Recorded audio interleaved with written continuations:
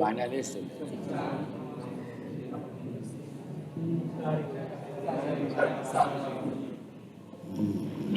नमो हरिहंताणं नमो सिद्धाणं नमो हरियाणं नमो वाज्यायाणं नमो लोये सव्वसागुणं एष पंच नमोकारो सर्वपावपणासनो मंगलानं च सर्वेशं परमं वै मंगलम् जय जगजीव जोनि वेयाणो जगगुरु जगानंदो जगन्नाथ जगवंदो जय जगत्पियामो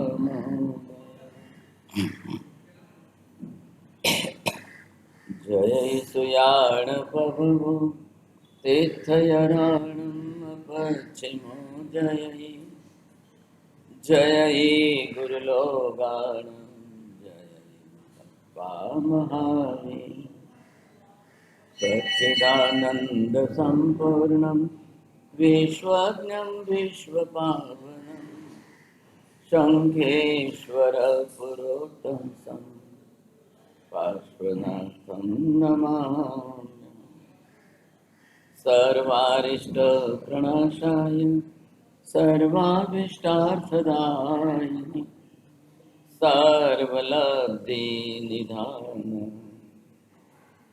श्री गौतम स्वामिने नमः श्री सुधर्मा स्वामिने नमः अज्ञानतिमिरान्धस्य ज्ञानाञ्जनशलाकया नेत्रमुन्मीलितं येन तस्मै श्रीगुरवे नमः।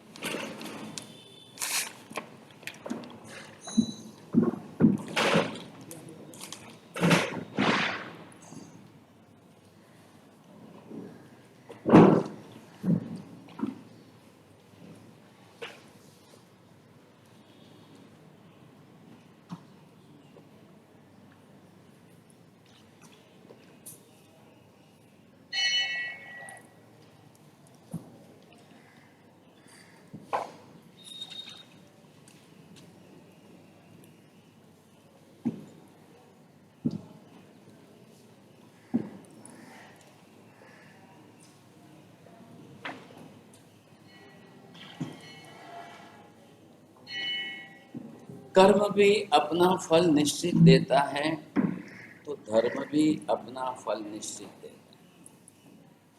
जब आपको कर्म के फल में संदेह शंका नहीं है तो धर्म के फल में भी आपको संदेह शंका नहीं रहती।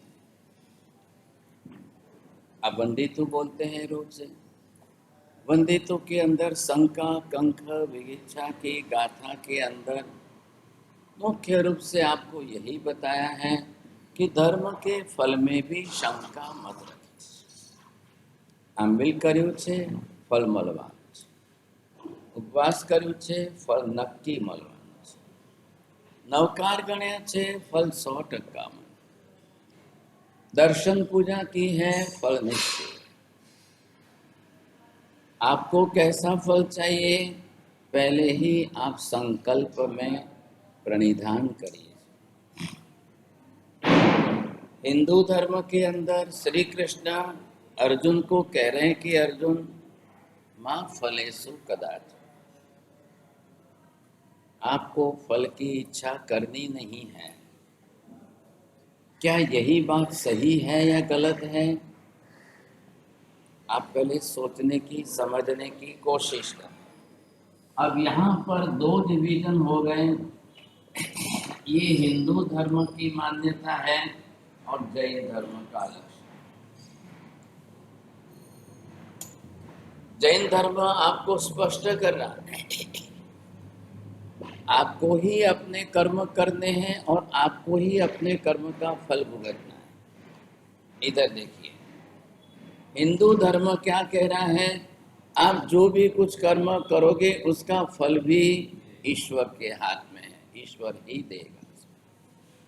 और ये बात समझ में, इसलिए महाभारत में श्री कृष्ण अर्जुन को कह रहे हैं, अर्जुन कर्मण्येव अधिकारस्ते, तुम्हारा अधिकार कर्म करने में। वो इस कर्म के अर्थ में संदर्भ में नहीं बोल रहे। कर्म करना मतलब आप अपना कर्तव्य निभाओ। आप जिस क्षेत्र में, जहाँ जिस विभाग में जिस प्रकार के कर्तव्यों को लेकर बैठे हो, आप अपना कर्तव्य। आप पिता हो, पिता का कर्तव्य। आप पुत्र हो, पुत्र का। आप माँ हो, माँ का कर्तव्य। आप देश की रक्षा के सैनिक हो, आप वहां पर अपना वही धर्म दें। अब इन सब का भी कोई फल तो होता ही है ऐसा। बोले आपके हाथ में कुछ नहीं।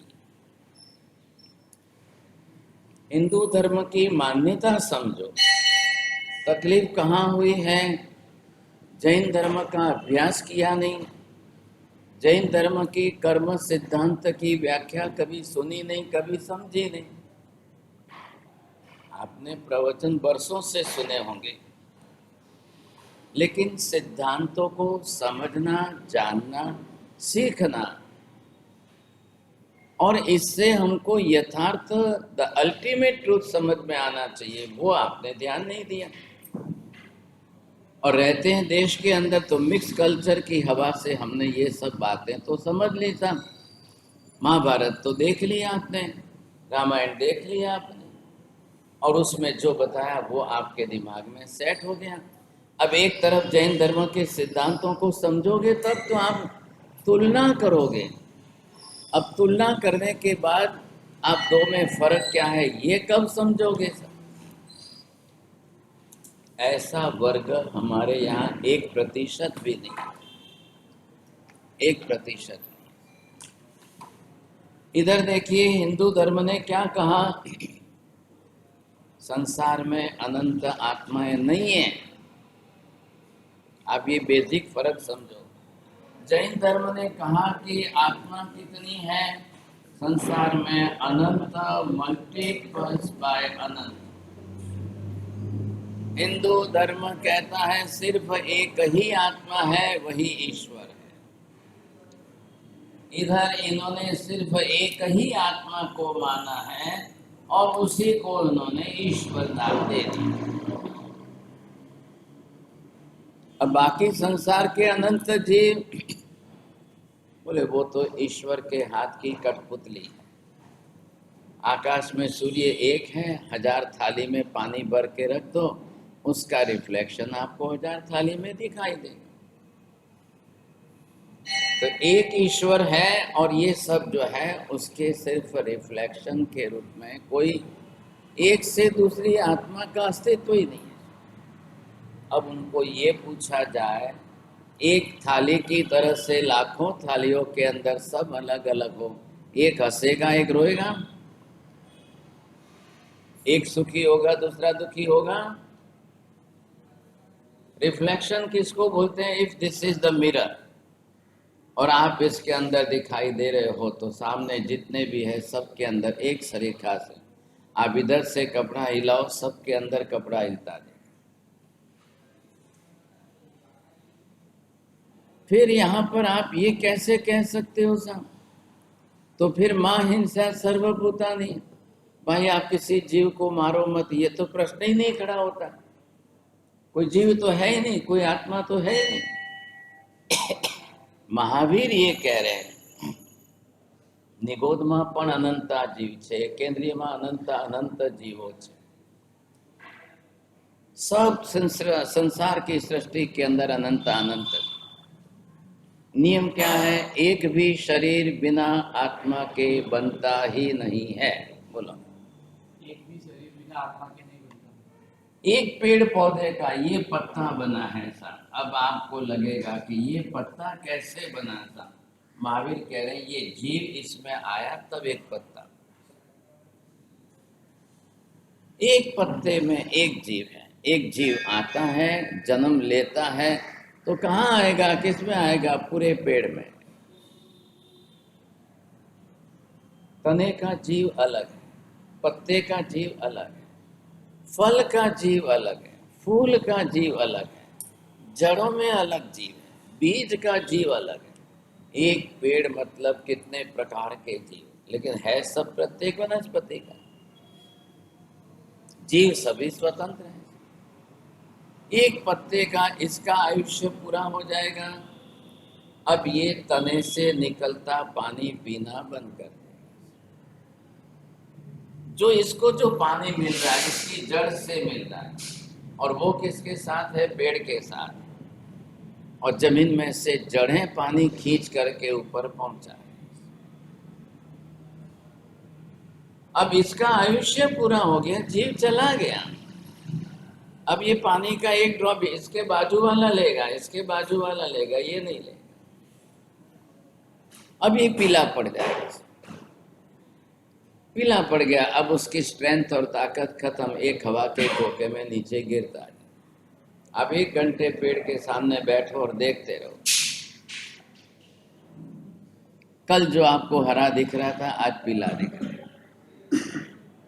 थोड़ा सा आधा पीला हुआ, पौना पीला हुआ, पूरा पीला हो गया, और फिर आप देखोगे हवा के झोंके से नीचे गिरता है। હવે આંબલીના ઝાડમાં કેટલા પાંદડા હશે? लेकिन आप देखते रहो 24 घंटे, थोड़े थोड़े थोड़े थोड़े गिरते जाएंगे, और फिर देखोगे नए आते ही रहेंगे। 12 ही महीने में एक भी दिन आपको आंवली का पेड़ बिना पत्ते का नहीं दिखेगा। तो जीवों का आयुष्य तो है कि नहीं?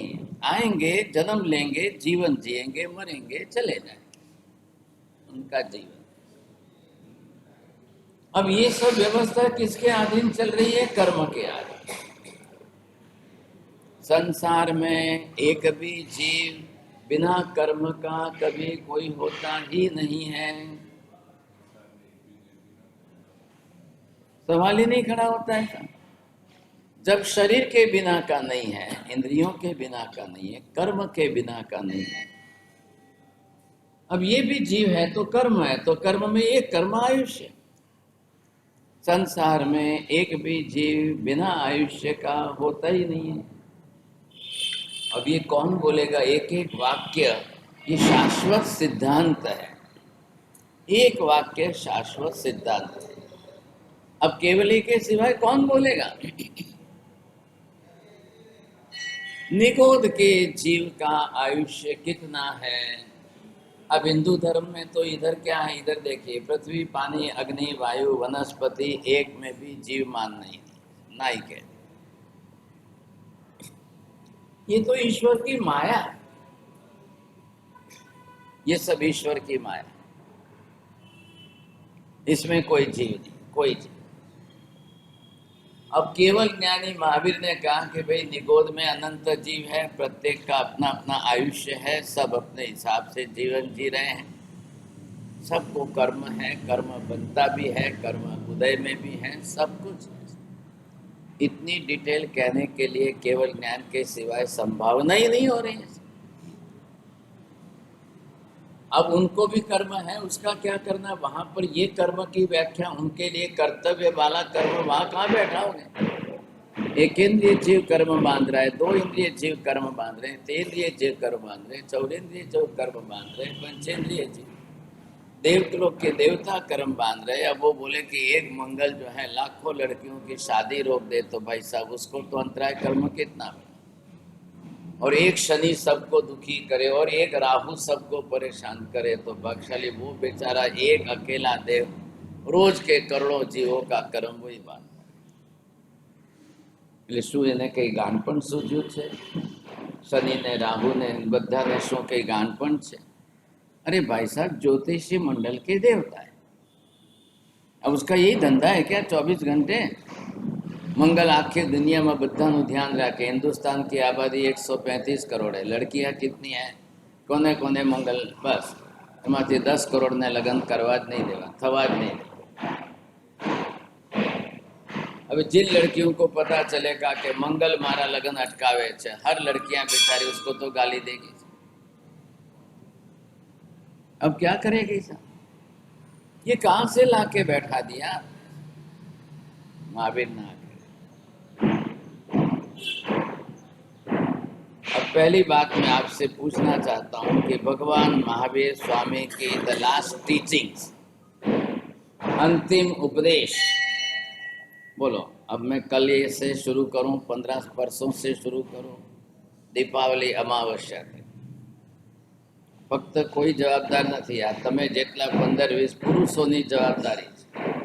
आ बाजू जोवानुं ज नहीं।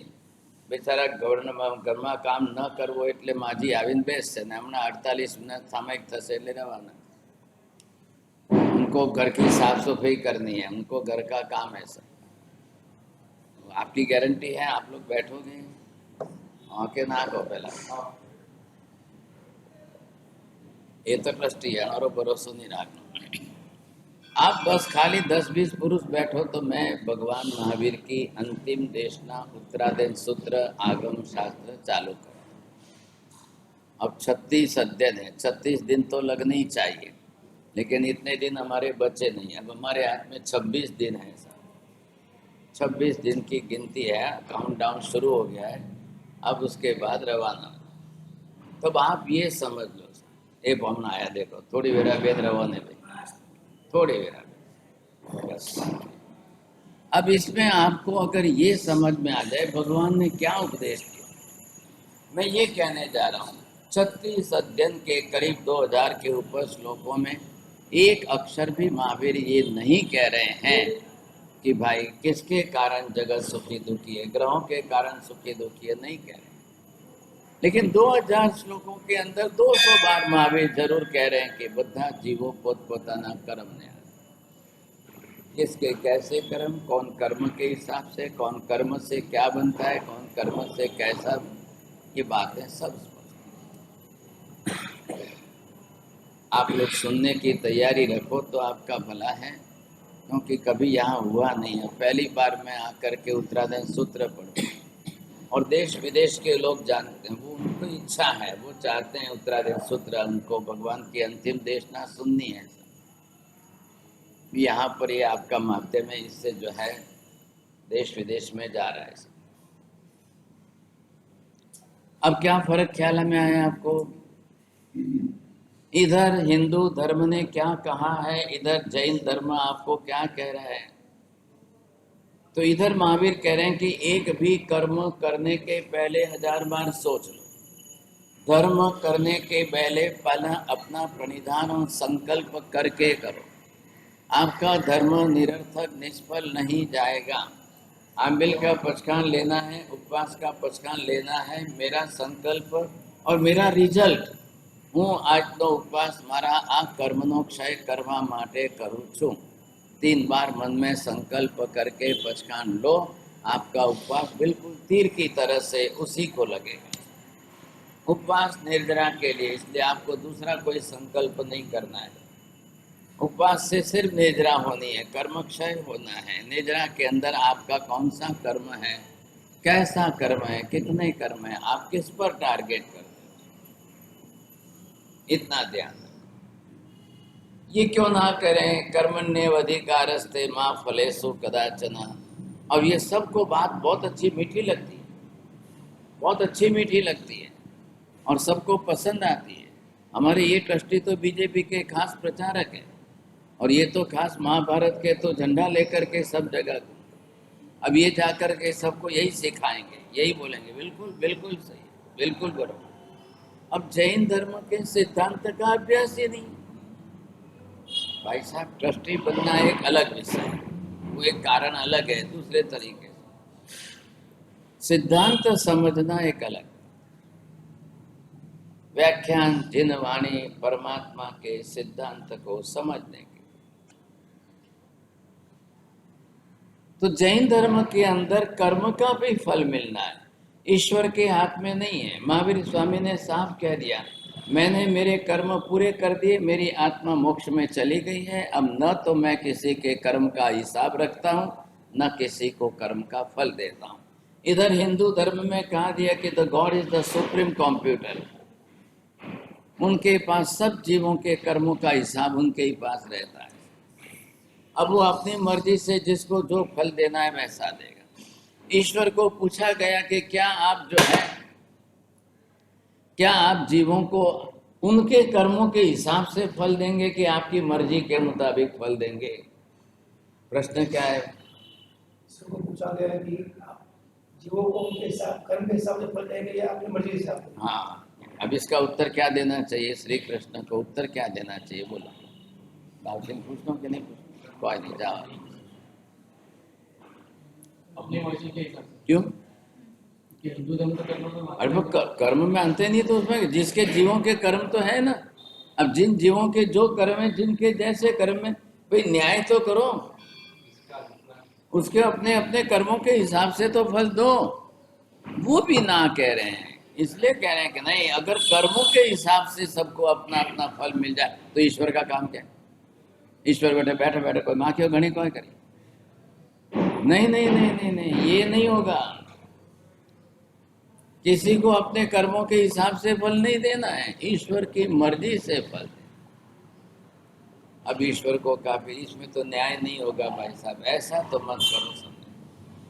अगर जीवों को अपने कर्मों के हिसाब से फल देने जाए तो ईश्वर का कुछ भी मतलब नहीं रहेगा। ईश्वर ये जो है वो सीजेआई नहीं है भाई साहब, चीफ जस्टिस नहीं है साहब।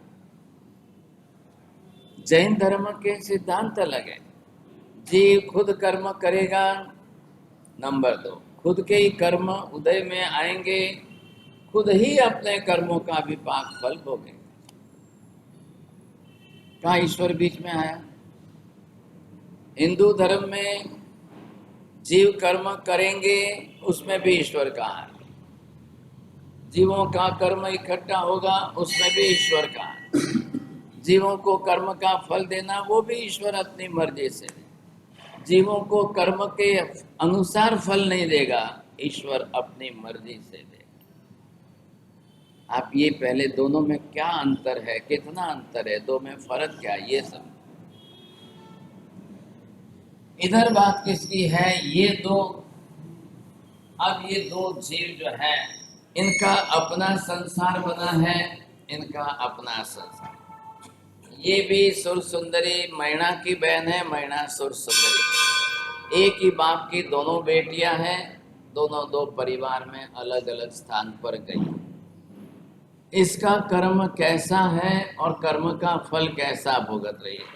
इधर इसका भी कर्म है तो सही, लेकिन इसने कर्म को धर्म के प्रमाण से ऐसा प्रभावित कर दिया कि अब कर्म है उसका 500 गुना और धर्म कर रही है 5000 गुना। अब धर्म से कर्म इतना दब जाए, धर्म से कर्म इतना प्रभावित हो जाए कि कर्म की असर नगण्य हो जाए और धर्म का परिणाम 10 गुना बढ़े।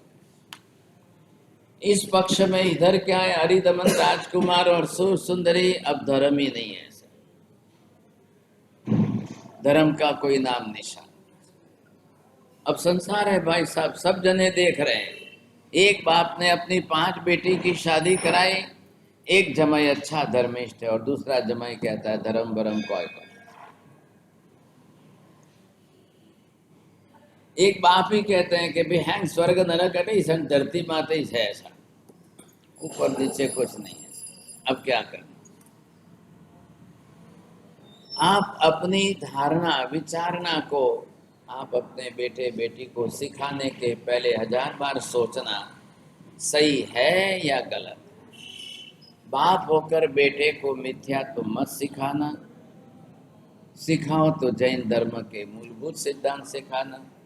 और फिर आप ये कह दो कि ना मने ज खबर नहीं तो दीकरा ने शू शिखवाड़ो, ऐसी गलती मत करो। माँ बाप की जिम्मेदारी है, आपका पूरा पक्का कर्तव्य है। सिखाना है, जाओ सीख के आओ। पहले आप खुद सीख के आओ और खुद जाकर सिखाओ, गलत मत सिखाना। महावीर स्वामी ने आलू प्याज खाने का ना क्यों कहा, तो मम्मी ही का वेरी है कि वन जमाना में महावीर स्वामी ने कड़े नहीं बेराया जो अपन ही ना मिले। अब ये महावीर स्वामी को उस समय किसी ने नहीं दिया, महावीर स्वामी ने सबको ना कह दिया कि मत खा। महावीर स्वामी को खिलाया होता किसी ने, बढ़िया ढंग से अच्छा बना करके खिलाया होता तो महावीर स्वामी को पसंद आता तो सबको कहते कि हाँ सब खाना। तो बेटा पूछता है मम्मी महावीर स्वामी को नहीं खिलाया, नहीं दिया किसी ने, अपने को तो दिया है ना, अपने को तो मिल रहा है ना, अपने को खाने दो। अब जाने दो 2500 बरस की पहले की, महावीर स्वामी को नहीं दिया तो क्या करेंगे? अब सोचिए समझे कि नहीं, ऐसी ऐसी बातें अगर माँ अगर बेटे को सिखाए तो मिथ्यात्व के कारण और विपरीत ज्ञान बढ़ेगा और अज्ञानता बढ़ेगी और उल्टा हो जाएगा। ये गलती मत करो। सिखाना है अंतिम सत्य का सही ज्ञान सिखाओ, नहीं तो एक बार झूठ बोलोगे 10 बार झूठ बोलना पड़ेगा। फिर बार बदलते रहोगे, बात बदलते रहोगे तो बेटा समझ जाएगा कि मम्मी में इस अक्ल को नहीं जाए। अगर बेटे में ये छाप पड़ गई कि मम्मी में ही अक्ल नहीं है तो फिर भाग्यशाली बेटा मम्मी की कभी नहीं सुनेगा। आप पहला ही वाक्य बोलो, इसमें आलू प्याज में अनंत जीव है, अनंत जीवों की हिंसा विराधना का पाप लगता है, इसलिए महावीर स्वामी ने ना। अब उसमें आर्ग्यूमेंट की जरूर नहीं है, बेटा खुद ही समझ जाएगा। सवाल कहाँ होता है? सत्य समझाओ। हुआ क्या, इधर मैना की शादी हुई, ये उम्र राणा है साहब, अब शादी तो कर ली। अब उम्र राणा अपने शरीर पर कोढ़ रोग से ग्रस्त है। इधर शादी जैसे ही कर ली और शादी जैसे ही हो गई, समझे कि नहीं, ये तुरंत यहाँ से जाकर के सीधे मंदिर गए। केम जवाय के न जवाय, लगन थे એટલે मंदिर न जवाय। दोनों मिलकर के साथ में जाए तो कोई गलत है क्या? बिल्कुल सही है। जाइए आप मंदिर जाइए, आपने समाज के सामने ही तो शादी की है, पूरे समाज को सन्मुख साक्षी में रख करके शादी की है और समाज के ही लोग आपको मिला रहे हैं, परिवार को जोड़ रहे हैं। कोई गलत नहीं है, संसार में शादी कोई गलत नहीं। दोनों मिलकर के मंदिर गए, खूब अच्छी तरह से भगवान के दर्शन पूजा कर। मैना ने विवेक से जरा श्री उमर राणा को जरा कोढ़ रोग होने के कारण बाजू में दूर खड़ा है, हाथ तो जोड़ो, दर्शन तो करो, पहले भगवान की प्रतिमा को दिल भर करके देख तो लो, आओ पैर तो रखो। समझे, कोई मंदिर में तो किसी को ना निषेध तो नहीं है कि भाई अजय नहीं आ सकता है, ऐसी तो कोई बात ही नहीं। आने दो, देखने दो। अब उसको धीरे धीरे सिखाओ, समझाओ। अब मैना किस तरह से भक्ति कर रही है, वो अपने दर्शन पूजा चैत्यानंद वगैरह स्तवन गान वगैरह सब करती है, तो ये देख देख करके आश्चर्यचकित हो गए। इतना सब आता है, इतना सब जानती है, इतना कैसे करती है, इतना सब कैसे। ये पत्थर की मूर्ति तो बोलने वाली नहीं है, और ये तो इतना बोलती जा रही है, सब क्या बात क्या है। ये भी एक कला है, how to talk with God, that is also the art. परमात्मा की प्रतिमा के साथ कैसे बोलना, ये भी एक कला है। आप बैठकर मंदिर में भगवान के सामने इस तरीके से स्तवना गुणगान करिए कि जैसे लगेगा कि ये भगवान के साथ में बात कर रहे हैं, क्या ये प्रतिमा के साथ बात कर रहे हैं। इतना सब कुछ करने के बाद मंदिर की विधि वगैरह पूरी हुई तो मैना बाजू में गई, उपाश्रय में गुरु भगवंत जिनवाणी व्याख्यान श्रवण। एक तरफ महिलाओं की सभा में मैना बैठे तो उम्बर राणा को इशारा किया, आप भी एक तरफ कोने में बैठ जाओ। जिनवाणी श्रवण की व्याख्यान पूरा हुआ, सर्वर मंगल हो गया, सब निकल गए। गुरु महाराज ने तुरंत मैना को पहचान ली। आती थी, सीखती थी, समझती थी, जानती थी, तो गुरु महाराज ने पहचान लिया। आज मैना के गले में माला देखकर और सामने उसके भी गले में माला देखकर और सकल संग के सब लोग चले गए। अब मैना सामने आई तो मैना ने इशारा किया तो उम्बर राणा भी साथ में पास में आया। दोनों आकर सामने पास में खड़े रहे तो गुरु महाराज ने पूछा, मैना आ कौन है? क्या बोलना चाहिए, जवाब शू देवू જોઈએ? माजे कोई जवाब कोई देना। जेवो तेवो होय तो शू कहेवू? संताड़ी शकाशे बात ने हवे आप छुपाने का प्रयत्न करोगे, क्या करोगे और क्यों छिपाना है? गुरुदेव मने तो ओळखो छो, आ मारा पति छे, तुम्हारा श्रावक छे। अच्छी भाषा में कैसे बोलते हैं, हमारे यहाँ ये परंपरा है। हर पत्नी अपने पति की पहचान इसी तरह से कराती है। साहेब मारा पति छे एक कहेवामां थोड़ो अहंकार आवतो एना करता साहेब तमारा श्रावक छे। आप कभी भी अपने आप को अन्य भाषा में कहने की अपेक्षा श्रावक शब्द से गौरवान्वित करिए। ख्याल आएगी, जैन शब्द जितना बड़ा नहीं है उससे भी श्रावक शब्द 10 गुना बड़ा है।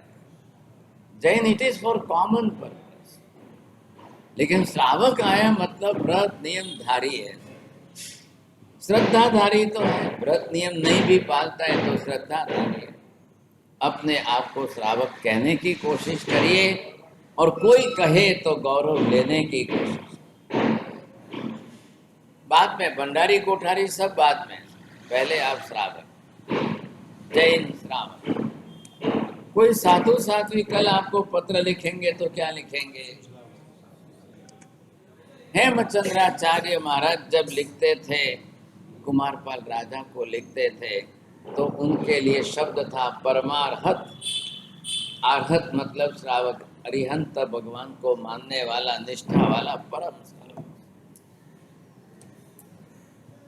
ऐसे अर्थ में जब लिखते थे तो एक गौरव बढ़ता था, क्योंकि वो पना उसके अंदर है, श्रावक पना उसके अंदर बरोबर भरा हुआ है।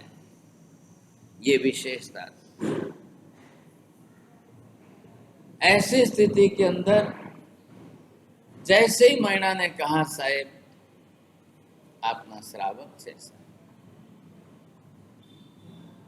अब गुरु महाराज को भी थोड़ी बहुत तो समझ है कि नहीं है? नहीं समझ सकते इतने जल्दी। दोनों के गले में माला पहनी हुई, पर मैना काले आवी त्यारे तो कई बोली नहोती। હજી ગઈકાલે તું ભણવા આવી હતી, શીખવા આવી હતી, કઈ ના બોલીને આજે એકદમ તું કહે છે ગુરુદેવ જે થવાનું તે થઈ ગયું. बस बोलते बोलते बोलते बोलते मैना की छाती भर गई, आंख में से 2 आंसू की बूंद गिर गई. बापनी सामे નથી રડી, પરણતી વખતે આંખમાંથી આંસુ નથી સર્યા, પણ છાતીમાં ભરાયેલો ડૂમો એ આજે ગુરુદેવની સમક્ષ જરા. अब गुरु महाराज ने कहा मैना केम पण तने रड़वानुं कारण छे? राजा की बेटी राजकुमारी, शू तारू रड़वानुं शू कारण छे? जवाब शू देवो बोलो साहब, बोलना ही पड़े. बोलो माजी. ये नहीं है कि पति पास में ऐसा है इसका दुख है, ये भी बात नहीं है. प्रत्यक्ष में तो यही दिख रहा है साहेब, એવું કોઈ દુઃખ નથી. વ્યક્તિગત પોતાના દુઃખની ખાતર કોઈ રડે અને જીન શાસનની અવહેલના થઈ કે આપના સિદ્ધાંતની અપ્રતિષ્ઠા થઈ એનું દુઃખ છે. बात समझी लागे कभी आपने? एक ट्रस्टी को तो लगना ही चाहिए कि नहीं? भगवान के सिद्धांत की अवहेलना हो, जिन शासन की अवहेलना हो, कितनी बड़ी बात है. केम महीना शू थयुं? साहेब कर्मनी निष्ठाथी कर्मनो सिद्धांत स्वीकार्योमां लोकोए थूथू कर्यो छे. आवो कर्मनो सिद्धांत अड़ग रहीने स्वीकार्यो અને લોકોએ થૂથું કર્યું ને સાહેબ જીન શાસનની અવહેલના થઈ. મારી બેને બાપ કર્મી શબ્દ વાપર્યો અને એના પ્રત્યે લોકોની જય જયકાર થયો. આ દુઃખ છે. एक व्यक्ति जिन शासन को इतना समर्पित है कि उसको अपना दुख बड़ा नहीं लग रहा है, शासन का दुख बड़ा लग रहा है, तब ये समझा जाता है कि मैना के खून के अंदर भी जो है जिन शासन का समर्पण कितना, ये समर्पण कितना बड़ा है कि वो जिन शासन को इतनी समर्पित है. પોતે એવા પતિની હાથે પરણવા છતાં એને દુઃખ લાગ્યું નથી. અને દુઃખ લાગ્યું હોત તો પહેલા જ પોતે ના પાડત, મારે નથી લગ્ન કરવા એની હાથે, પહેલા જ निकली गई. लेकिन ऐसा तो किया नहीं. ऐसे पति को देख करके भाग के नहीं गई है. नहीं मैं शादी नहीं करूंगी ऐसा भी नहीं कहा उसने, कुछ नहीं किया. ऐसी परिस्थिति में मैना अपनी तरफ से स्पष्टता करती है, गुरुदेव एकली हूं, एकली बची साहेब. मां तो હવે ઘરે હોય, मां तो भरी સભામાં ક્યાં, પણ સાહેબ એક 15-16 વર્ષની છોકરી એકલી, અને આ બધા લોકો એટલા બધા, અને આ બધાએ જૈન શાસનના સિદ્ધાંત પ્રત્યે થૂથું જે કર્યું છે. अब जिस तरह से लोगों ने जो किया है, जैसा किया है साहेब, હવે એ બધાના મોઢે જીન શાસનની ફરી જાઓ જલાલી કેવી રીતે વધારવી એ માટે મારે શું કરવું એનો ઉપાય. જેટલા લોકોએ જીન શાસનની નિંદા કરી, અવહેલના કરી, જીન શાસનના સિદ્ધાંતને વિરુદ્ધ ચાલે સાહેબ, એકે એકના મોઢે ફરી જીન શાસનનો જય જયકાર કરાવવા માટે શું કરવું? महीना का संकल्प देखो आप. पहलो संकल्प एनु ए छे, जैन शासन कई बोड़ी बावड़ी नु खेतर नहीं भाई. कोई गमे ते बोली जाए, कोई गमे ते करी जाए, कोई गमे ते कही जाए नहीं.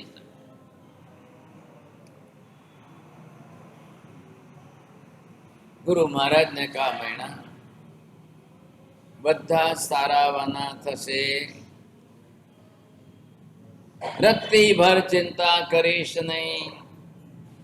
जेना हये धर्म छे, जेना हये नवकार छे, जेना हृदय में नवपद छे, એનું અહિત ક્યાંય થતું નથી.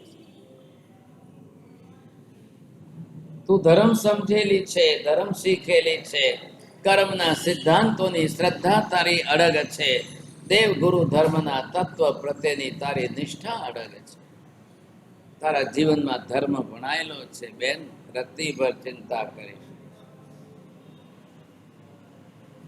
એક વાત આગળ ફરી કહી દઉં છું, મૈણા ધ્યાન રાખજે. આ તારી પાસે તારી સાથે જે ઊભો છે સામાન્ય માણસ નથી.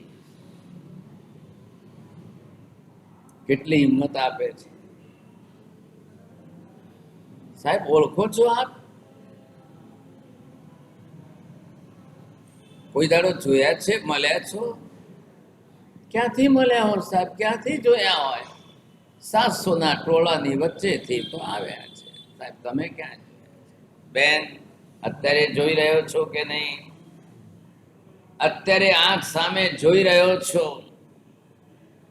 આકૃતિ ગુણાંક થઈથી બધી સમજણ પડે છે મૈણા, તો કઈ ચિંતા ના કરીશ.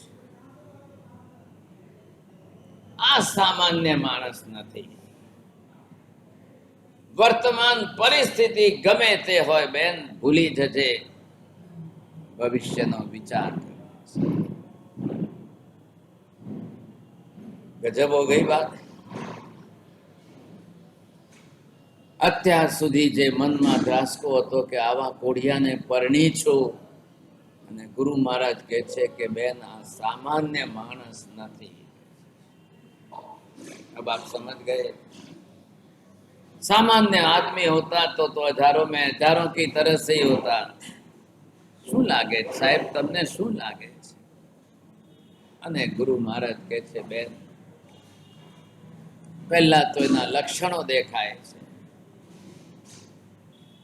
જે માણસ ઉચ્ચ ગોત્રમાં જન્મ્યો હોય એના ઉચ્ચ લક્ષણો પ્રગટ થયા વગર રહે નહીં. જે માણસ નીચ ગોત્રમાં જન્મ્યો હોય એના લક્ષણો પણ પ્રગટ થયા વગર રહે નહીં. आपने अभी भी कल्प सूत्र के अंदर अष्टांग निमित्त शास्त्र जो सीखा है समझे, और ये हमारे यहाँ सब ग्रंथ है. हर माँ बाप को ये सीखना जरूरी है. हर माँ बाप के घर में कन्या है, उसकी शादी करनी है. हर घर में माँ बाप को बेटा है तो बहू लानी है. तो पहले तो लोग जो है लक्षण शास्त्र देखते थे, बहुत कुछ देखते थे. शुकन शास्त्र देखते थे, लक्षण शास्त्र देखते थे. विचार करो, अपनी कन्या की शादी के लिए बाप घर से निकलते ने हमें गधेड़ो मले तो पाछा वळता है. घुवड़ बोले तो नहीं जाना है, कौआ बोले तो नहीं जाना है, पोपट बोले तो जरूर जाना है, कोयल बोले तो जरूर जाना है, और मोर बोले तो काम सफल सा. अब ये सामुद्रिक शास्त्र के और पशुओं के स्वर शास्त्र का ज्ञान था, और इससे भी ज्यादा अपनी स्वर नाड़ी का ज्ञान. वो ऐसे करते थे और देखते थे बाएं नाक से श्वास निकल रही है कि दाहिने नाक से श्वास निकल रही है. घर के उम्रे में पहले खड़े रख करके हमें पहला डाबो पग बाहर मूको के जमनो पग बाहर मूको. और घर में श्रावी का जानकार होते थे. उभा रहो उभा रहो उभा रहो, एमने एम नहीं जाता. શેના માટે જાઓ છો? કન્યા માટે જાઓ છો, દીકરી માટે શોધવા જાઓ છો. કયું સ્વર ચાલે છે? इतना ज्ञान श्रावी का रखते थे. ये आज के जमाने में आप लोग सब टीवी वाले हो गए, इसका ये परिणाम. भारतमल जी हमें तो ठीक है पौसे सूर्य पढ़ने, हमें जरूर नहीं आपे, लेकिन फिर करनी चाहिए तो स्वर विद्या का शास्त्र आज भी है, नाड़ी विज्ञान का शास्त्र आज भी है. बाकी कोई अपशुकन आपका हो कि ना हो, आपके नाड़ी विज्ञान के शास्त्र से आप जाओ. ડાબા નાકની નાડી ચાલતી હોય તો નવકાર કઈ રીતે કરવું, શ્વાસ સાથે નવકાર કરી, બધા અપશુકનો ટળીને બધા સારા શુકન જાય અને જ્યાં જાઓ તે કામ ફતે કરીને આવો. जानकार लोग माजिया जानता है कोई नहीं जानता तो हाउजी ने पूछ दो. अब आप देखिए समझे कौन किस तरह से क्या जानता. कोई आकाश में देख करके आकाशी विद्या जाने, कोई धरती कम की विद्या, भूकंप कब आए कैसा है वो भी जानते थे। ये सारे जो है अष्टांग निमित्त शास्त्र, सब अलग अलग प्रकार। अब आज ये सारे शास्त्र हमारे जो है लुप्त होते जा रहे, लुप्त होते। जैसलमेરની અંદર જે ભંડારેલા શાસ્ત્રો પડ્યા છે, પાટણમાં જે ભંડારેલા ગ્રંથો પડ્યા છે, તમે એમાંથી કાઢીને જુઓ પછી તમને ખબર પડે છે। और इस तरह से ऐसे शास्त्रों का ज्ञान रखते थे। घर में अगर उस जमाने में 5 बेटे 7 बेटे सब होते थे, बेटियां होती थी, तो माँ बाप जो है सबको सिखाते। किसी के घर का कोई बेटा इसमें जानकार है तो कोई सामुद्रिक शास्त्र में जान, कोई तल शास्त्र में, कोई व्यंजन ने मसा कोनु तल डाबा गाले छे के जमना गाले छे, माथे छे के कलावी, एम अलग अलग रूपे कયું तल केवुं छे, लालास वालू छे, भूरू छे, ब्राउनिश छे के ब्लैकिश है, नाक ऊपर छे के गाल ऊपर छे, उसका क्या परिणाम होता है, ये सब जानकारी ज्ञान के हिसाब से बड़ी काम की। आखिर तो जो है उनको भी जाकर किसी को जमाई बनाना है, अपनी कन्या किसी को देनी है, अपने बेटे के लिए बहू लानी है, ऐसा तो ये सारे ज्ञान रख कर के चलते थे। इसका परिणाम था 100 में से डाइवोर्स का 1% नहीं था, 1% डाइवोर्स नहीं था। आप 15वीं शताब्दी, 16वीं शताब्दी, 18वीं शताब्दी, 19वीं शताब्दी देखिए, ये सारी समस्याएं अब खड़ी हो गई है कि लोग जानते ही नहीं है। અને હવે કોઈને જાણવાની જરૂર નથી। દીકરી કહે છે બાપા હું પરણી આવી છું, કોલેજમાં જ મળી ગયો છે, એટલે હવે તમે ચિંતા નહીં કરો। ये सब गलत तरीका, सब गलत तरीका। गुरु महाराज के मुख से ये शब्द सुन करके मैणा को तो मतलब क्या गजब हो गई साहब, बहुत बड़ी गजब। હવે કઈ ચિંતાનું કારણ રહ્યું? હવે कोई दुखी થવાનું કે આર્ત્યાનું કારણ રહ્યું? अब तक मैणा जो चिंता करके आते तो पण के साहेब कर्मनी निष्ठानी श्रद्धा राखीने बापनी આગળ આપકર્મી શબ્દ બોલીને આવે। मैणा બહુ સારું કર્યું છે, બિલકુલ સચોટ બોલી છે। આપણે બધા જ આપકર્મી છીએ, ईश्वर कर्मी भी नहीं है। हिंदू धर्म वाले ने ईश्वर कर्मी बताया। आपके कर्म भी ईश्वर के हाथ में, कर्म का फल भी ईश्वर के हाथ में। महावीर ना कह रहे, आप ये सब बातें सीख लो, सिद्धांत समझ लो, सच्चे जैन बनोगे और निष्ठा वाले सम्यक दृष्टि बनोगे, नहीं तो कभी नहीं बनो। व्याख्यान का कभी भी स्टैंडर्ड रखना, लेवल रखना। पारसमल जी हम तो 26वें दिन चले जाएंगे, लेकिन आपको विनती करता हूँ संघ के अंदर सम्यक दृष्टि आराधक बढ़ाओ, जिन वाणी के रसिक बढ़ाओ, और फिर इतने बड़े बड़े आचार्य महाराज को खाली समाज को प्रभाव ना देखकर राजीव मत करना, ज्ञान दे करके ज्ञानी बना। ये कर्तव्य हमारा एक निष्ठा का होता है। मैणा को आनंद का कोई पार नहीं रहा। एक वाक्य मिल गया मैणा को, मैणा आ सामान्य पुरुष नहीं। बोलनार कौन छे काका? बोलने वाले कोई है? इतने हजारों में से कोई किसी ने कुछ नहीं बोला है, बाप ने नहीं बोला है। बाप ने तो ऐसा बोल करके शादी कराई के जोई ले सामने। कागड़ाना गळामां मोतीनी माला પહેરાવે એવી હાલત આ મૈણાની કરી છે।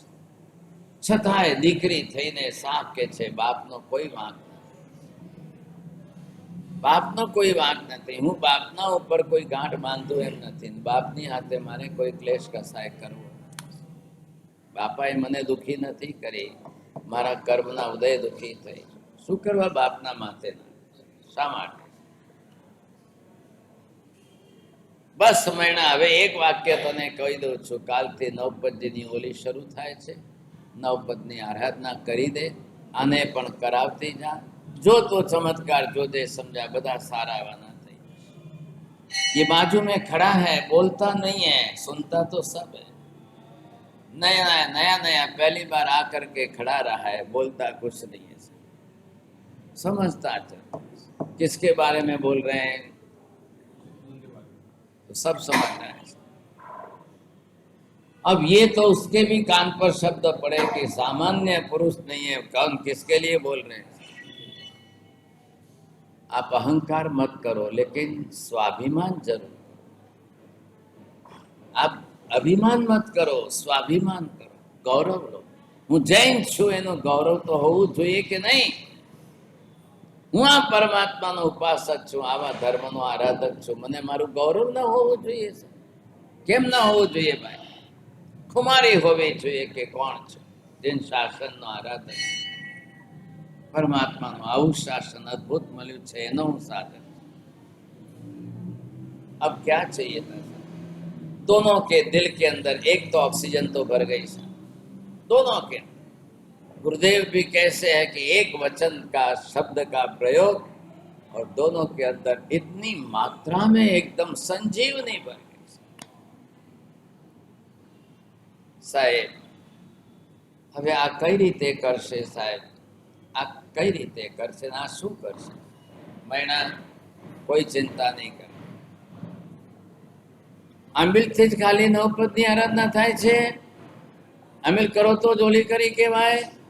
सम्यक दर्शनથી થાય કે નહીં? सम्यक જ્ઞાનથી થાય કે નહીં? सम्यक ચારિત્રથી થાય કે નહીં? બધા રસ્તા છે, બધા જ રસ્તે। વિશે 20 પદના 20 સ્થાનકની આરાધનાથી તીર્થંકર નામ કરવા બંધાય। એક પદની આરાધનાથી પણ તીર્થંકર નામ। શું કર્યું તું શ્રેણિક મહારાજાએ? ક્યાં 400 ઉપવાસ કર્યા હતા ભાઈ? सम्यक दर्शन के एक पद की आराधना से श्रेणिक के जीव ने तीर्थंकर नाम कर्म, जिंदगी में नवकार्य न करनारो, सामयिक न करनारो ये तीर्थंकर नाम कर्म बांधी सके छे। ये जैन शासन की गरिमा है। आप काया से नहीं कर सकते हो, बाहर से नहीं कर सकते हो, व्यवहार से नहीं कर सकते हो। आपकी परिणति की परिपक्वता प्रबल है, सब कुछ हो। काल उठीने जैन शासन एम नहीं कहतु कि भाई तमारा त्यां आंबेल उपवास न थतुं होय तो तमे जैन, ये बात ऐसी कोई बात नहीं है। सबके लिए जैन शासन है, सबके लिए धर्म, बरोबर प्रबल धर्म, कोई ना नहीं, किसी के लिए कोई ना। लेकिन अपनी खुद की निष्ठा होनी तो चाहिए कि नहीं? आपकी अपनी खुद की निष्ठा ही नहीं है तो आप क्या करेंगे, कैसे करेंगे? सो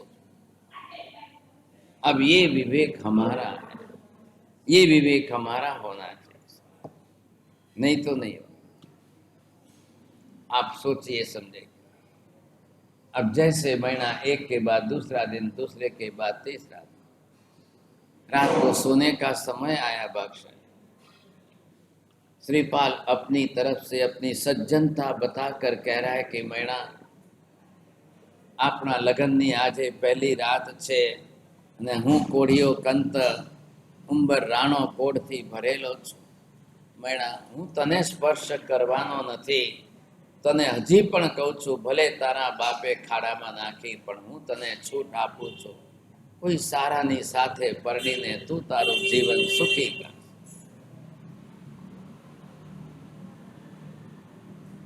मारी साथे बक्षाली तारा बापे तने क्रोधना आवेशमां फेंकी दीधी छे, हूँ तने सामेथी छूट आपूं छुं। महीना सुखेथी जा। कोई सारा राजकुमार साथे परणीने तू तारू जीवन सार्थक कर, मारा संजोगे तारू शरीर बगाड़ीश।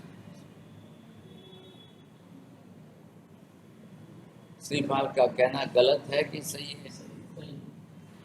न्याय की दृष्टि से, एक दृष्टि से न्याय क्या कहता है? भाई मने तो कोड़ थई अने बेन आ कोड़ एवो छे, चेपी छे के हूँ अड़ीश तो तने थवा। हूँ नथी इच्छतो के तारी कंचन वरनी काया अमारा स्पर्शथी कोड़ी थई जाए, एवं हूँ नथी इच्छतो। शुं जवाब देवो जोईए? बोलो साहब, महीनाए शुं जवाब देवो? बोलो, शू जवाब शू देवो? जागेड़िया बोलो।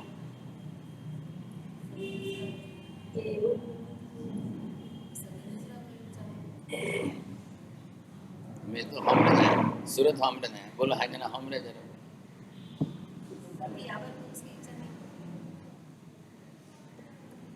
ऐसे शब्द सुन करके कोई आज की कन्या हो तो बरोबर राजी हो जाए, उसको बोलने की देर ही नहीं लगे, उसके पहले ही भाग जाए समझे।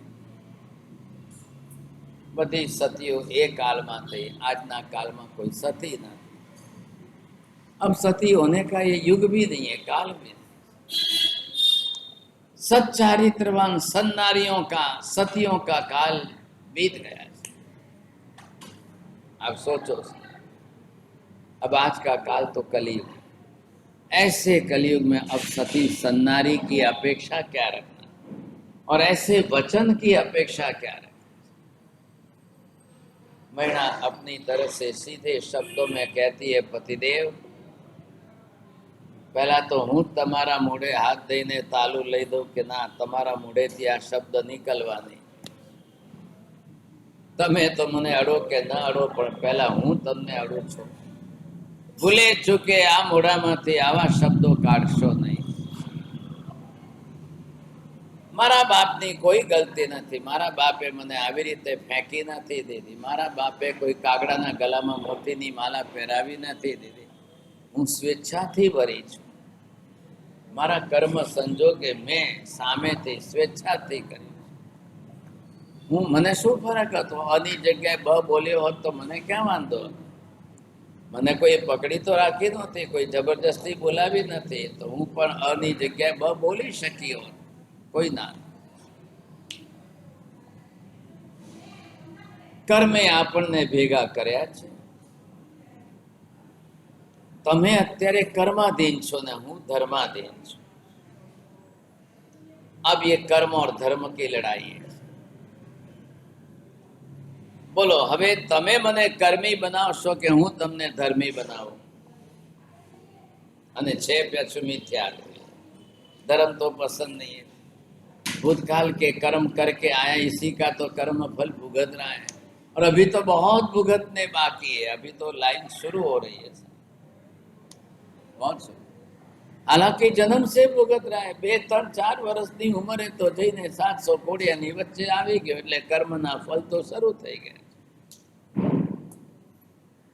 फिर भी मैंने साफ शब्दों में कह दी है, पतिदेव बस जिंदगी में परनी है परनी, बीजी बात विचारशो नहीं, कहीं करता कहीं नहीं। मने मारा धर्म ऊपर निष्ठा छे, धर्म ऊपर पूरी श्रद्धा छे, गुरुदेवना वचन ऊपर श्रद्धा छे। गुरुदेवना वचन ए आशीर्वादात्मक निकलेला छे। मने एक ज शब्द एमनो मगजमां रटाय छे, बेन बधा सारा वाना, धर्मना पसाय बधा सारा। धर्मथी ज कर्म टळे छे ने धर्मथी ज कर्म दबाय छे। એટલે મારે હવે ધર્મની નિષ્ઠા રાખીને જીવન જીવવાનું રહ્યું। હવે મને બીજી કોઈ ચિંતા। આવો ધર્મ જેના હાથમાં હોય, હું એની ચિંતા કરતી નથી। અને મને ખાતરી છે કે ગુરુદેવના વચન બિલકુલ સત્ય ઠરશે અને તમારું જીવન બદલાઈ જશે, તમારું શરીર બદલાય। अचानक एकदम ऐसे शब्द सुन करके श्रीकांत बैठ करके आश्चर्य व्यक्त करता है, क्या मैना मेरा शरीर ठीक हो जाएगा? मैं बिल्कुल सही अच्छा एकदम ठीक हो जाऊंगा? शू जवाब दे मैना? 100% થઈ જશે। તને ભવિષ્યની ખબર પડે છે? તું કઈ ભવિષ્યવેતા છે? તું કઈ ભવિષ્ય જુએ છે? મને કઈ ભવિષ્યની ખબર નથી, વર્તમાનની ખબર છે। धर्मनी निष्ठा साची है, धर्मनी श्रद्धा साची है, मारू भविष्य बगड़वाना कोई चांस नहीं। जो वर्तमान को सुधार सकता है उसका भविष्य नहीं बिगड़ता है, सिवाय के कर्म बलवान सामने आ जाए तो भी आप अपने धर्म से कर्म को भी दबा सकते हैं। कर्म इतना बलवान नहीं है, धर्म बलवान रखो हाथ में। धर्म इतना बलवान आज हाथ में आया है आपका, इतना प्रबल धर्म हाथ में आया, इतना उत्कृष्ट कक्षा का ऊंचा धर्म हाथ में आया। 10 वैकालिक आगम कह रहा है, धम्मो मंगल मुक्तिठम, उत्कृष्ट कक्षा का मंगल रूप ऐसा धर्म आया कि देवामि तम नमः संति। ऐसा धर्म जिसको मिला है देवता भी उसको नमस्कार करता है। बस તમે ચિંતા ન કરો, લેકિન ઉતાવળે આંબા પાકતા નથી, એક રાતમાં કોઈ ચમત્કાર થતો નથી। आप बेफिक्र निश्चिंत रहो, बिल्कुल अच्छा होगा होगा। Always the be positive about that. आप इतने पॉजिटिव बनो कि बिल्कुल अच्छा होगा, सब कुछ अच्छा हो, बस आपके निष्ठा बढ़ाओ। હવે આ શ્રીપાલને એના કોડના હિસાબે પણ ધર્મ કરવાની ફરજ પડે એમ છે। દુઃખના નિવારણ ખાતર પણ ધર્મ કરવાની ફરજ પડે। मानसने दुखनो डर पण વધારે धर्म करावे छे। ठीक है, पहले प्राथमिक लेवल है, एलकेजी के अंदर दुख के निमित्त से ही धर्म करो, बाद में चलकर पाप क्षय के लिए धर्म करना और बाद में चल के कर्म क्षय के लिए करना, ये स्टेप एक के बाद एक स्टेप है। लेकिन प्राथमिक कक्षा के अंदर दुख नाशक धर्म भी करो, वहां तक भी सार्थक है। बाद में पाप नाशक धर्म करना, फिर कर्म क्षय कारक धर्म करना, फिर पाप बुद्धि नष्ट करने का धर्म करना, देखो परिणाम आता है, बिल्कुल आए। न आवे एवं कोई ना नहीं बख्शे, बिल्कुल आए।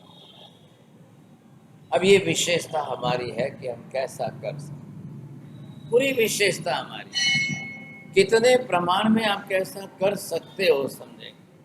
आपने अगर लक्ष्य नहीं दिया और नहीं कर देगा, कोई विचार ही नहीं किया, तो कल कोई चांस नहीं। कयो धर्म जुए छे, केवो धर्म जुए छे, दुख टाळे एवो जुए छे के पाप कपावे एवो जुए, कर्म क्षय करे एवो सार्थक धर्म जुए छे। तो नवकार में आ शब्द छे सर्व पाप प्रणाशन। अब नवकार से सर्व पाप प्रणाशन होता है, तो नवपद से हो सकता है कि नहीं हो सकता है। नवकार और नवपद में दोनों तो पंच परमेष्टि तो दोनों में ही है। पंच परमेष्टि ये पांचों दोनों में समांतर रूप में समान, कोई फर्क नहीं। नवकार का भी फल यही है, नवपद का भी फल यही है। बस पाप नाशक बुद्धि, कर्म क्षय कारक दृष्टि, ये विशेषता बहुत अच्छी। भगवान मिल गए, गुरु मिल गए, धर्म मिल गए। महीना काल थी नवपदनी आराधना एवी सरस कर थाय तो ए प्रमाणे आंबिल कर, परमात्मानी पूजा भक्ति करजे, बधी व्यवस्था थई जशे, कई चिंता करीश नहीं। परણીને આવી છે, પતિનું તો ઘર નથી, कोई माथे आकाश नहीं ने जमीन नीचे पग नीचे धरती नहीं, बेन कोई चिंता करीश नहीं। संघ की व्यवस्था है, वहां इनको आश्रय दे दिया, आप आराम से रह करके।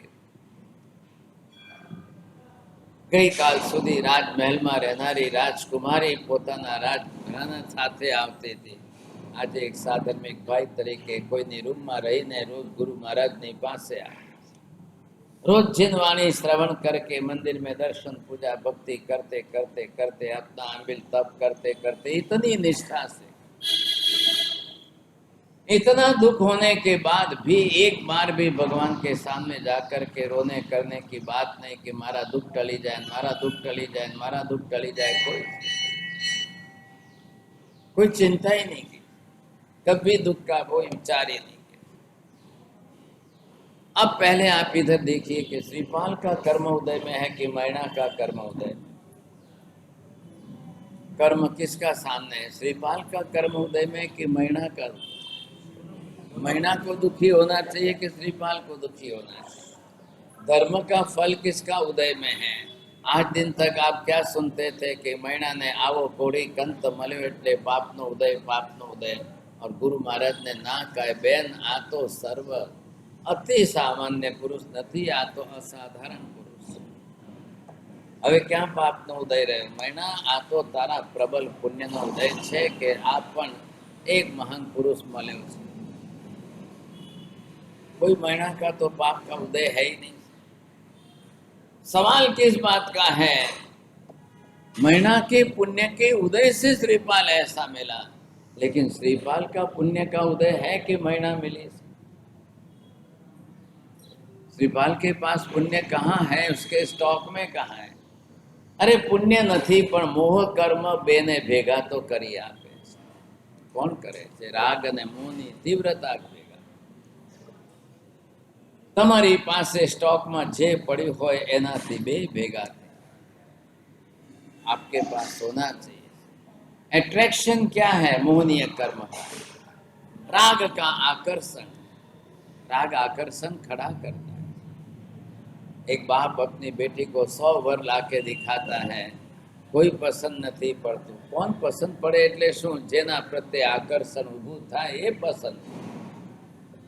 आपके पूर्व के मोहनीय कर्म के संबंध कहीं जाके तार जुड़े तो काम. अब इलेक्ट्रिसिटी का तार ही नहीं जुड़े, करंट सप्लाई नहीं होगा. ये वैसा ही है बिल्कुल जीवन में. वैसे मोहनीय कर्म के निमित्त दोनों तरफ कुछ ऐसे होने चाहिए साहब, तब जाकर के कन्या के मन में आकर्षण होगा और पुरुष के मन में भी आकर्षण होगा, नहीं तो नहीं होगा. राग और मोहनीय कर्म की तीव्रता यही काम करे. इसी तरह से कोई बात नहीं, निश्चिंतता दोनों की चल रही और इसी निश्चिंतता के हिसाब से जो है इधर नौपत की आंबेल की ओली चले गई. આનું શું થયું બાપ? આ તો એક એક દિવસથી વધારે સુખી થતી જાય છે. एक एक दिवस चल रहा है, एक एक दिवस जिंदगी का बीत रहा है. उसको तो पहले ही दिन जो है गुरु महाराज के शब्दों ने इतना धारस बढ़ा दिया, इतना आनंद हो गया. आ बेचारी गई तो पहली ज राते બધું અપહરણ થઈ ગયું ને ભર બજારમાં જઈને ક્યાંય વેચાઈ ગઈ ને વેશ્યાવાળે क्या करें?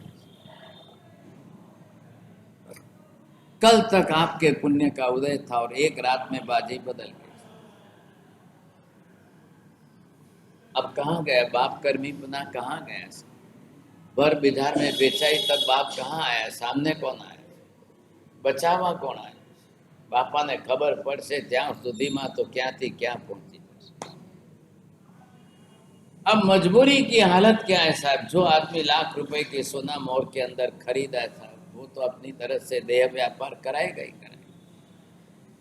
कमाना है ना उसको भी, तो इन्वेस्टमेंट करके कोई उसमें से फायदा तो निकालेगा, नहीं तो कोई क्यों करेगा. अब इसके कर्म की कहानी, इधर कर्म की कहानी, इधर धर्म की कहानी. कर्म और धर्म दो के बीच की लड़ाई है. अब इन दो के बीच में कर्म जीतता है कि धर्म जीतता है. इसलिए सम्यक दर्शन क्यों चाहिए, श्रद्धा क्यों चाहिए, निष्ठा क्यों चाहिए? कर्म तो परिस्थितियां बदलेगा. कर्म के कारण तो सुख के दिन दुख के दिन, सुख के दिन दुख के दिन आएंगे ही आएंगे. आपको धर्म की निष्ठा कम नहीं करनी, धर्म की श्रद्धा आपकी नहीं घटनी चाहिए, धर्म की आराधना आपकी नहीं करनी. ये नहीं है कि दुख के दिन आवे तो धर्म करना और सुख के दिन आवे तो राम राम कर देना, ऐसी बात नहीं होनी. निष्ठा एक होती है, श्रद्धा एक होती है. तो पहले ये धर्म भी हमारा निश्चित रूप से फलीभूत होता है. नहीं क्यों होगा? पहले होगा. कल एक दिन हमारे पास और हाथ में बचता है, कल पूरा करके ये श्रीपाल का अब अंतिम साध्य क्या है इसका, लास्ट डिसीजन.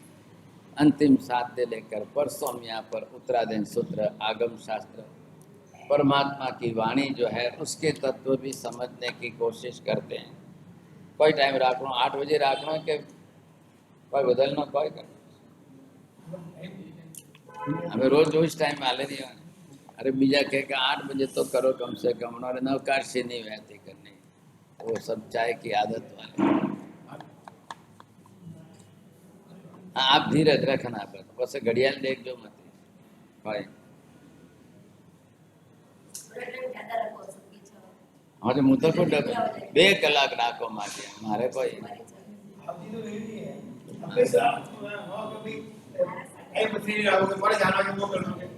आवली तो आपको 4 कलाक रेडी है. आपको तो बाप ने काले मुझे 8 कलाक में कोई वही साथ में उन्हें 8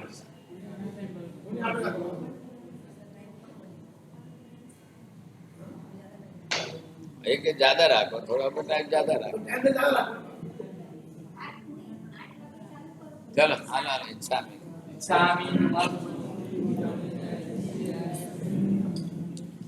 Chami.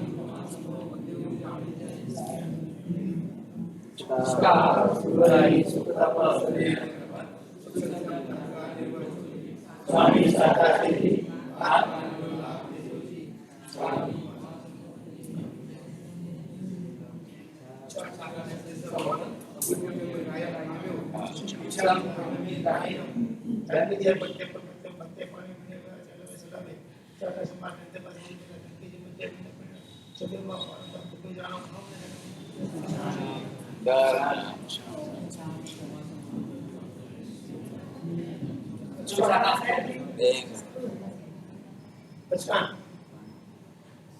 पानार पुरुषी सार पुरुषी सुरगे गुरु सागरम सबस्व देगन पानस लेन स बहुलेन मानस से धनवा वो सिरे गए श्रीनो कार सिम पोर सिम सार पोर सिम सुरगे गुरु में ठे समझ खाए गए श्री चौवेम प्यारम दिन प्यारम सम सागरम जन्म सबस्व देनम आय मिलम पचका विगम सागरम लेवालम गयत सफेद थोड़ी जिबारम सबस्व देनम एकाष्टम व्याष्टम पचकाए तेबियम प्यारम सम सागरम नाउटन सन गुरु ठन बारदम सबस्व देगन पानस लेन स बहुलेन मानस से धनवा सर्वमंगल मांगल्यं सर्वकल्याणकारणं प्रधानं सर्वधर्माणां जैनं जयति शासनम्।